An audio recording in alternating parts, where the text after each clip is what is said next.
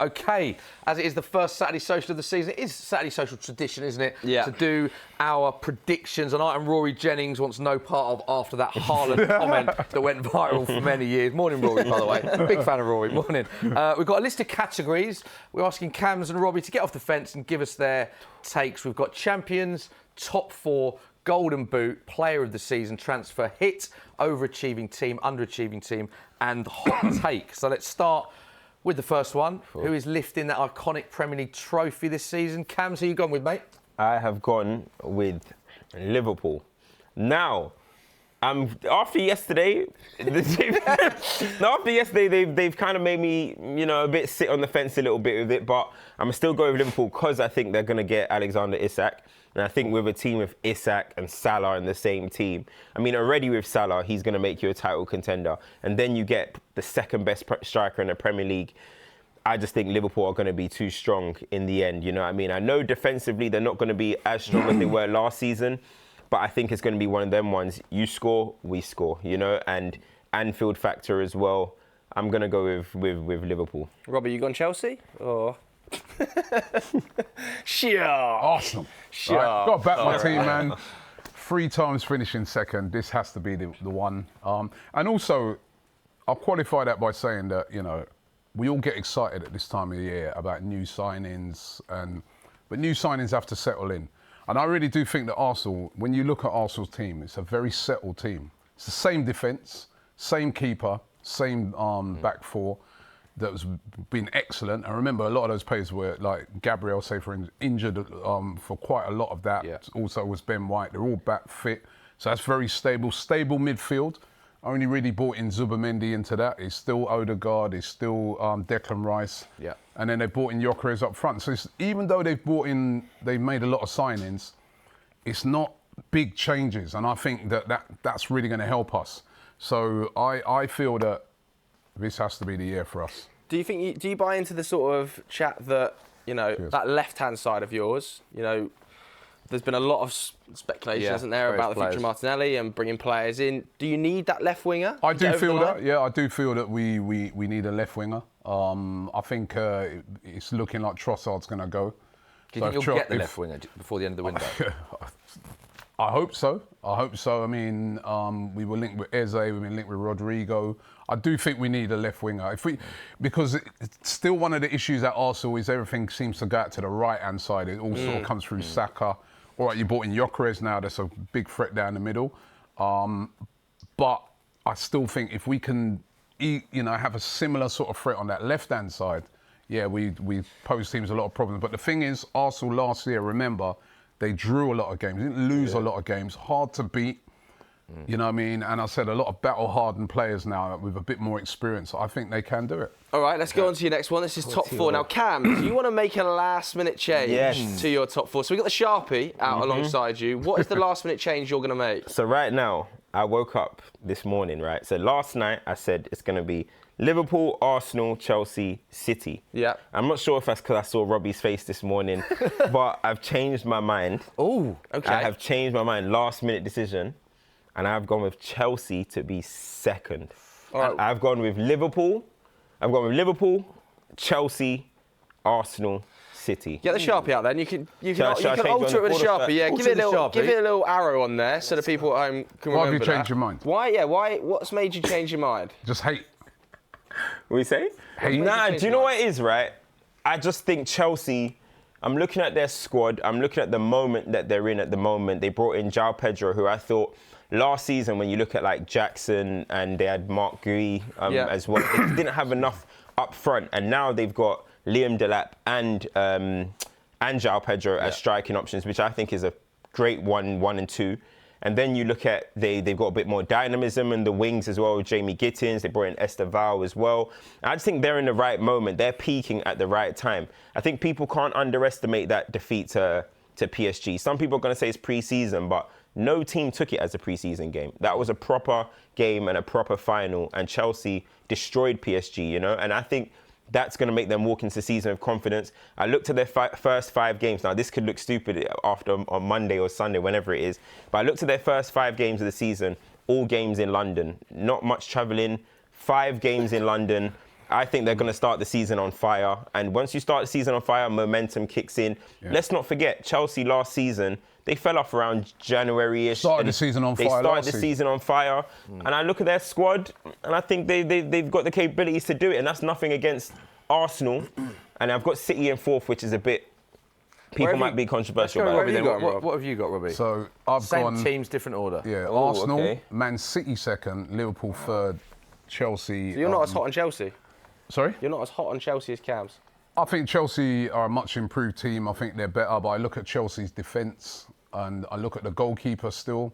I'm not convinced. Is Sanchez going to...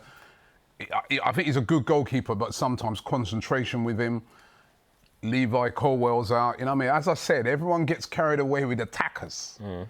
But actually, what wins you titles or what really helps you to win titles are solid defence, right? Because you've got to play a lot of games away from home, right? It's the same amount of games away from home as at home. Is that defence good enough to win the league? Correa, I really rate. Ain't it the same as City, though? Because I look at City, I look at these top 4 teams, and I feel like City are the only team that when I'm looking at what their issues were last season, I'm looking at what they've signed, and I don't think they've improved on what I thought last season was the issue. In transition, defensively, they're still relying on John Stones, Akanji. Yeah, but that's why I haven't got the... Nunes is their right back. Nori's a good attacker, but defensively, he's not the greatest either. Yeah. So, that's why I haven't. But then they've strengthened their midfield by bringing in Reinders. Yeah, he's a great player. And that's why I haven't made them quite winning it. Because of that, because attacking wise, and if City was to get in Rodrigo and they had like an attack of Haaland, Rodrigo, Marmoush, that's one of the best around. Yeah. So, you know, I still think with Chelsea, I think they're a very good side, right? That was a great win against PSG. That's a one-off game. Week in, week out. Last year they started the season well, then they lost to Ipswich around Christmas. Yeah. If the defence is still, for me, unless I think they need Mark Gay. They need to bring in someone like a Mark Gay. Interesting to see what happens to City as well. Obviously, like you said, if Savinho linked the Spurs, if then that opens the door for Rodrigo, suddenly then their attack looks amazing. So you've gone with the same teams but in a different order. Let's go on to Golden Boot now, because I think there's an agreement. Is it? Is this an easy one for you, Rob? Or? No. Yeah, I went with it. I didn't go with Both Gyökeres. gone with Haaland. I'll go with... Again, it's Gyökeres' first season, so I can't go with him. And not only that, Haaland, right? He didn't even have a great season last year, and he was still the runner-up. Yeah, that's third highest, yeah. Salah 29, he's set 23, Haaland 22. Oh, he's still going to score all the goals. I still fancy him to be, you know, if he's fit this season, I fancy What happens if Isak goes to Liverpool? Does that then change your thoughts on the Golden Boot, or do you think Haaland's still outscored? I still go Salah to outscore Isak as well. So wow. Yeah, I think it was close for me for Salah and Haaland, but I think Haaland, as you said, even on a season where we're calling an off season, he was still up there. He's just such a goal scorer, and he missed, I think, like 20-something big chances last season. Yeah. Unlike also, like with Isak, if Isak goes to Liverpool, who's on penalties?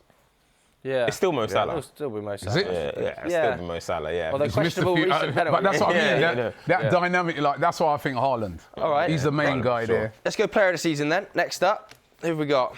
I have gone Cole Palmer. And who have you gone for? Gone for Martin Zubimendi. Wow! What? Yeah.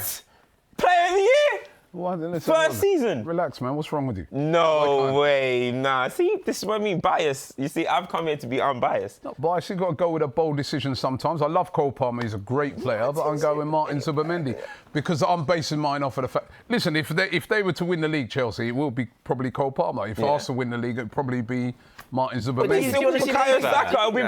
If Arsenal win the league, Zubimendi is your... Would it not be a Saka? Would it not be a... Right. It's like he woke up this morning, he had a feeling. I woke up this morning as well, I had a feeling. I just think this guy could be key to Arsenal, right?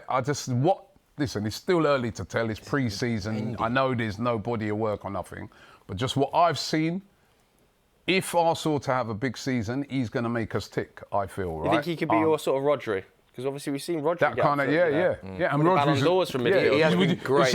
If someone said to you, Rodri's going to get a Ballon d'Or, would you have said that? Fair enough. He has been good in pre-season, Zubimendi, but your face when he revealed that magnet... That's mad for me. I think if Arsenal were to win the league, then it's going to go to a Bukayo Saka. You know what I mean? I think a Cole Palmer, though, because I have Chelsea, not overachieving, but I have Chelsea having a very good season.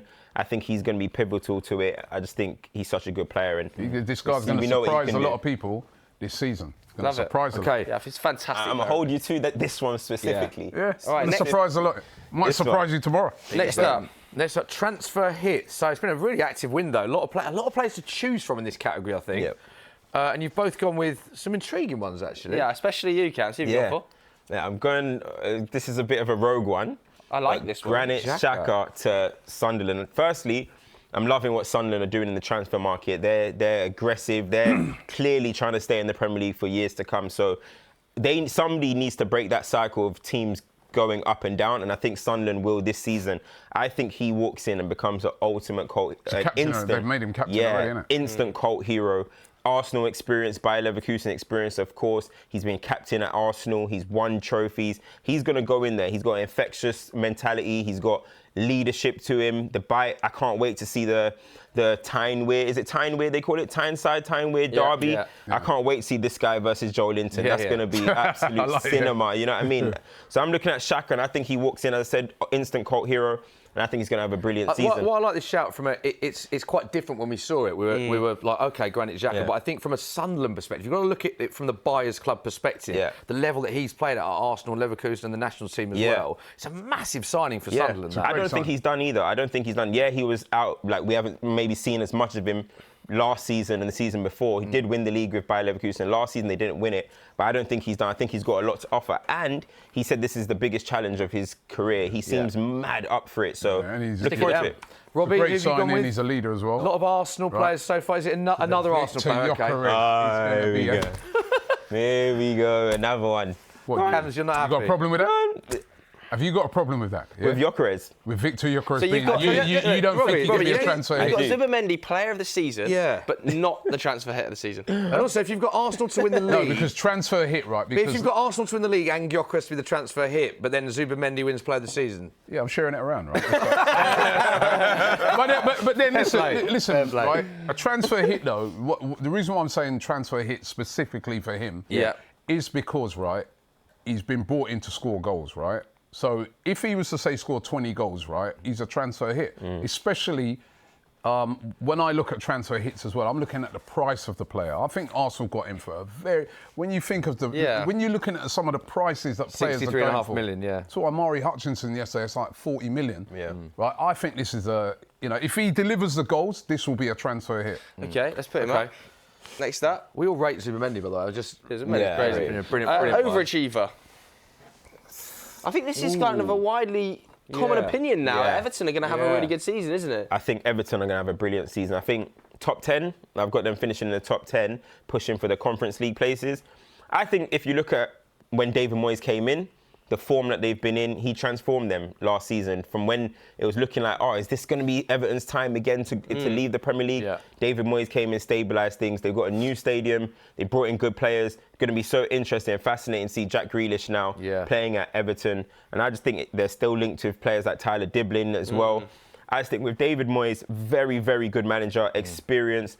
And I'm so happy to see that he's going to be the one walking Everton into this new stadium as well. So I'm looking forward to seeing Everton flying. Dewsbury Hall as well. Going for Brighton, right? Overachievers literally every season, right? And I can see him doing it again. They've held on to Baleba. I said they've held on to Baleba. Again, they've held on to Baleba. Right, Brighton, this team is forever overachieving, right? You know what I mean? Their transfer policy is always brilliant. Players go, they replace them, they get the best out of play. Look what Welbeck, how they had him playing last season. A shout for one of them European places, I think. Brighton. I think that's two really good shouts. We were asked a similar question yesterday, weren't we? And we actually picked out the exact same two teams. So stick them up. Right, let's go to underachieving team then. Ooh, here we go. Should we start with Robbie here? Because I feel like going to wind I up. wonder Based off of pure hate. I've got a text from Robbie here. It says, because I'm rattled so much that Spurs won a European trophy, I've gone with Tottenham. There we go. What it is, right? There's no logic to this. There's no anything to this. You're just very biased. Right? It's based off of pure hate. The summer He's looking at the camera and everything. I'm looking at the camera. The stick I've had off of these lot all summer, right? right? Including Smithy and many, many others, right? Expressions, all of them. You know what? I really don't know what to expect from Spurs because this is just me now being, I put it off as a bit of hate, right? But I don't know what to expect because with Thomas Frank, I think he's at his best when we saw the other night where it's more of a defensive. I'm going to be really intrigued to see when it's like, say the game against Burnley where we're expected to attack, how he's going to deploy the team. So. Yeah. I think that's an interesting point you make, actually. As a Spurs fan, I do think it's very hard to know now because I think the next 2 weeks are key in terms of who we bring in. Obviously, linked with Eze, Savinho. If you get them over the line, it's suddenly very, very attractive and you go into the season with a lot of confidence. I also would say, though, I think tactically, that's where Thomas Frank will be very good. I think he will have sort of different game plans for different teams. I think you'll see a different team completely in terms of formation against Burnley instead than you did against PSG. Yeah, so I think that's where Thomas Frank will be great. What's your expectations for Spurs this season in the league? It's a good question. I think we should be looking at top 6, 7. Then I was thinking with that then. If it's top 6...